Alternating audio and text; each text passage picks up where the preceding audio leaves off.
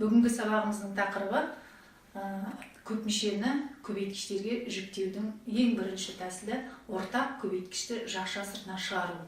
Яғни көпшілік жағдайларда теңдеуді шешкенде, қандай да бір өрнектерді ықшамдағанда көп мүшені көбейткіштерге жүктеген тиімді.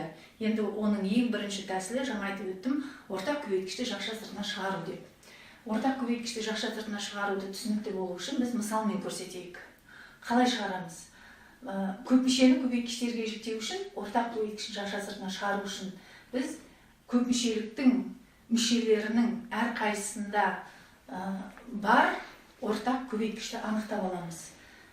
4ax квадрат қосылған 2a квадрат x өрнегінде 2ax көбейткіші ортақ. Яғни біз оны былай жазсақ болады. 2ax көбейту 2x қосылған 2ax көбейтілген a. Міне, егер бір мүшені бір мүшеге көбейту ережесі бойынша қайтадан осы көбейтіндіні орындайтын болсақ, 4ax квадрат өрнек шығады.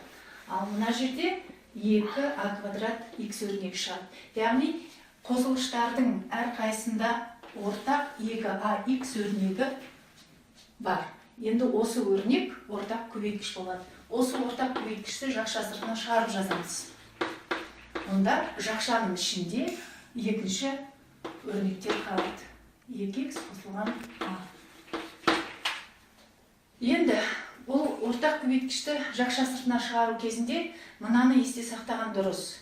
Қосылғыштардың әрқайсысына енетін сандардың ең үлкен ортақ бөлгішін табамыз. Себебі ортақ көбейткіштер бұл жерде өте көп. Мысалы 8, 12, 16 сандары 2-ге бөлінеді, 4-ге бөлінеді. Яғни солардың ішіндегі ең үлкен ортақ бөлгішін анықтап аламыз. Яғни 8-дің, 12-ның, 16-ның ең үлкен ортақ бөлгіші 4. Енді бірдей әріптердің дәрежесі ең кішісін таңдаймыз. Яғни x-тің 4 дәрежесі, x-тің 2 дәрежесі, x-тің 3 дәрежесі бірдей айнымалының ең кіші дәрежесі x-тің 2 дәрежесі. Осы x-тің 2 дәрежесін жақша сыртына шығарамыз. Бірдей y айнымалының дәрежесін қарайық. Y-тің 3 дәрежесі, 2 дәрежесі, мына жерде y болу керек, кешіріңдер. Y-тің 2 дәрежесі. Ендеше бұл жерде y-тің 2 дәрежесі ең кіші дәрежемен тұр. Осы бір мүшені ортақ көбейткіш ретінде жақша сыртына шығарып жазамыз. Ал енді жақшаның ішінде қандай өрнек қалады?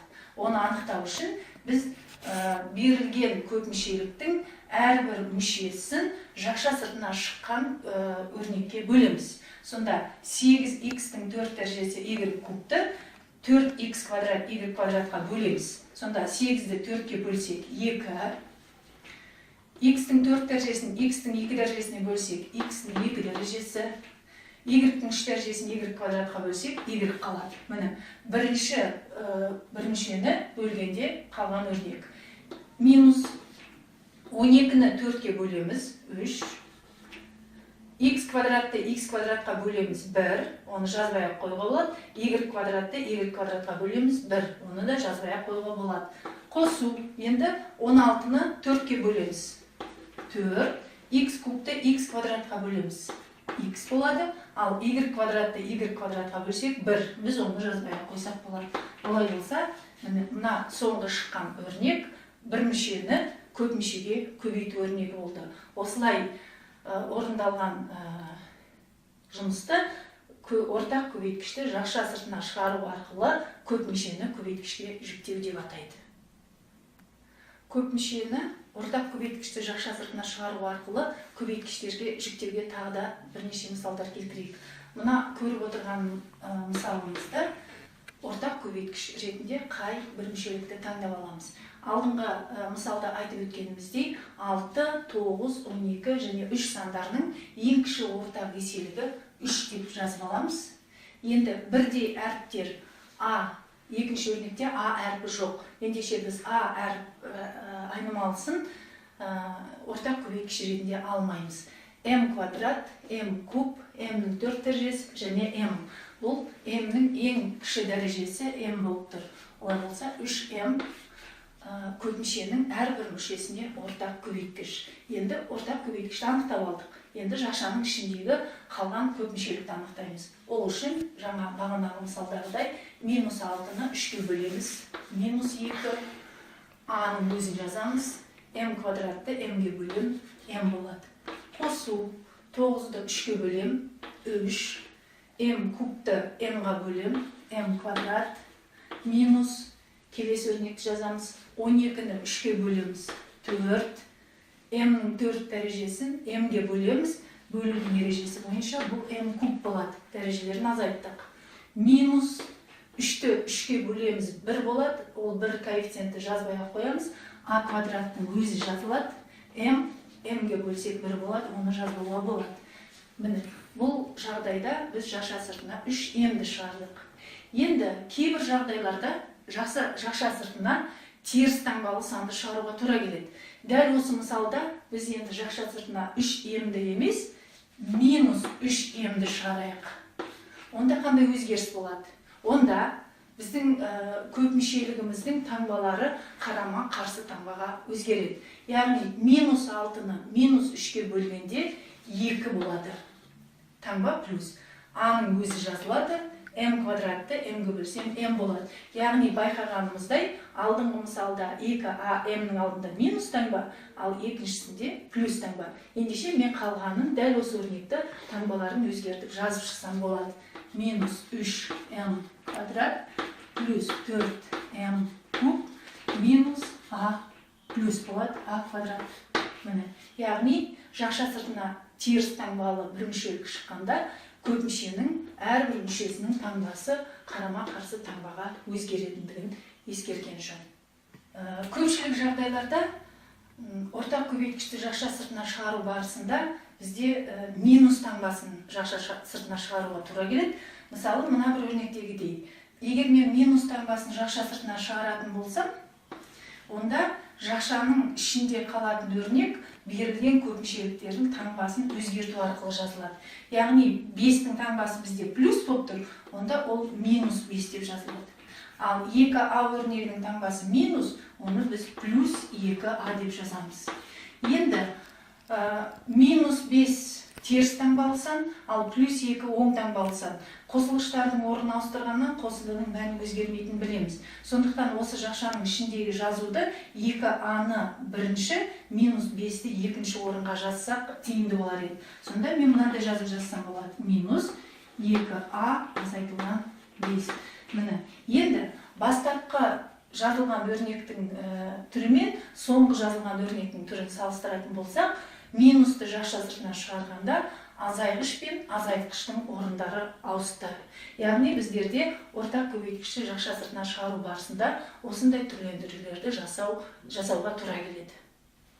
Келесі мысалда көпмүшелікті ортақ көбейткішті жақша сыртына шығару арқылы көбейткіштерге жіктеуде ортақ көбейткіш ретінде көпмүшел тұр. Жақшаларға назар аударсаңыздар, 2а-3b өрнегі, 2а-3b өрнегі қосылғыштардың екеуіне де ортақ болып тұр. Ендеше ортақ көбейткіш ретінде жақша сыртына көпмүшені шығарамыз. Көпмүше жақша сыртына шығарғанда оны жақшаға алып жазу міндетті. Енді жақша сыртына шығатын өрнекті анықтап жақша сыртына шығарып алдық. Ендеше міне жақша сыртына шыққан көпмүшеліктен кейін жақша ішінде 5х қалады. Қосу 2а-3b жақша сыртында шықты. Ендеше 2 міне, сонда екінші көбейткіш 5х плюс 2 өрнегі болады.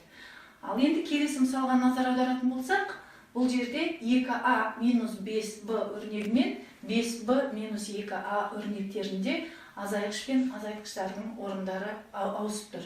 Ендеше екеуін бірдей жасау үшін алдындағы мысалдағыдай екеуінің орнын ауыстыруға тура келеді. Азайғыш пен азайтқыштың орнын ауыстырғанда біз таңбаны минус таңбасын жақша сыртына шығарамыз. Яғни былай жазуға болады. 4х 2а-5b минусты жақша сыртына шығарсам минус 3y болады. 2а-5b. Мына соңғы жазуда ортақ көбейткіш ретінде 2а-5b көпмүшелігін шығарамыз. 2а-5b ортақ көбейткіш. Енді жақшаның ішінде қалған өрнек 4x минус 3y қалады. 4x минус 3y. Бұл көп мүшені көбейткіштерге жіктеудің енді бір мысалы. Енді соңғы мысалға назар аударсақ, көп мүшелік 5-ші дәрежемен дәрежеленіп тұр. Яғни бұның ортақ көбейткішін жақша сыртына шығару үшін бірінші жақшаның ішіндегі тұрған өрнектің өзінің ортақ көбейткішін анықтап аламыз. Яғни 2x, y қосу 6x квадраттың ортақ көбейткіші 2x болады. 2x-ті жақша сыртына шығарсақ, бірінші өрнектің орнында y қалады, ал екінші өрнектің орнында 3x қалады. 5 дәреже жақшаның сыртында тұр. Енді алдыңғы сабақтардың біріне танысқанымыздай, көбейтіндіні дәрежелеу ережесі бойынша 2x-ті 5 дәрежеге, y қосылған 3x-ті 5 дәрежеге шығарамыз. Яғни 2x-ның 5 дәрежесі көбейтілген, y қосылған 3x-дің 5 дәрежесі. Тағы да көбейтуді дәрежеге шығару ережесі бойынша 2-ның 5 дәрежесі 32 болады. X-тің 5 дәрежесі деп жазамыз. Содан кейін келесі жақшаның ішіндегі көпмүшеліктің өзін көшіріп жаза саламыз. Бұл ортақ көбейткішті жақша сыртына шығару арқылы көбейткіштерге жіктеуге тағы бір мысал.